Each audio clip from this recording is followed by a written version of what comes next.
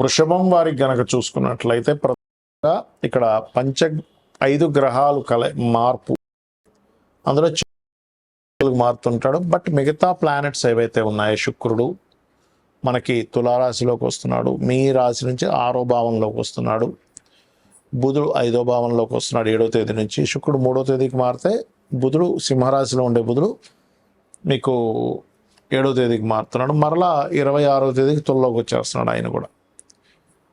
మరి రవి 17వ తేదీకి సింహంలో ఉండే 4లో ఉండే రవి 5లోకి, కేతువు పంచమంలోనే చతుర్థంలోనే ఉంటున్నాడు, 3వ స్థానంలో గురువు ఉంటూ 19వ తేదీ కుజుడు మారుతున్నాడు.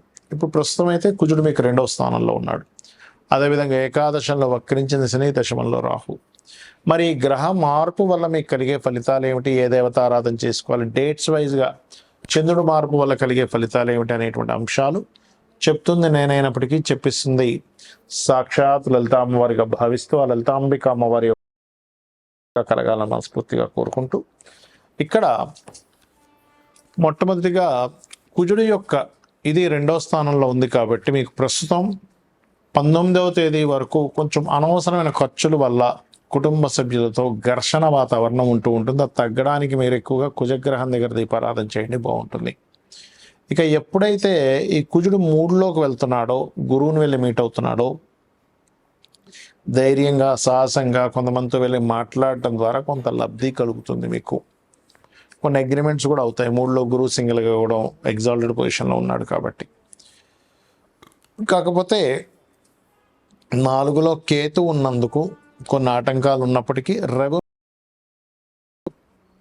చతుర్థ భావంలో ఉన్నందుకు కొంతమందికి చూడండి గవర్నమెంట్ రిలేటెడ్గా కొన్ని సదుపాయాలు అందుతూ ఉంటాయి.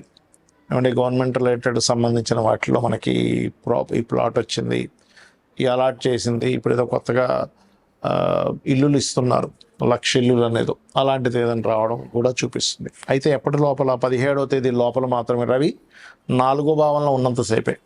మరి 5వ భావంలో ఎప్పుడైతే రవి వెళ్ళిపోయి బుధుడితో కలుస్తాడో 17వ తేదీ నుంచి 26వ తేదీ మధ్యలో ఇక్కడ కొంచెం సంతానానికి చేసే ప్రయత్నము, అదేవిధంగా మంచి నిర్ణయాలు తీసుకుని ఇవన్నీ జరుగుతాయి. 6లోకి శుక్రుడు వస్తున్నందుకు 3వ తేదీ నుంచి మీకు ఏంటంటే కొంచెం అప్పులు లభిస్తాయి. 7వ తేదీ 25వ తేదీ 26వ తేదీ నుంచి బుధుడు కూడా కలుస్తాడు. అప్పుడు ఇంకా బాగా అప్పులు మీకు రావడానికి ఆస్కారం ఉంటుంది. అయితే ఇక్కడ ఏంటంటే ఈ 1, 30, 31 తేదీలు 29 చూసుకుంటే ఖర్చులు పెడుతూ ఉంటారు, చూసుకోండి. 2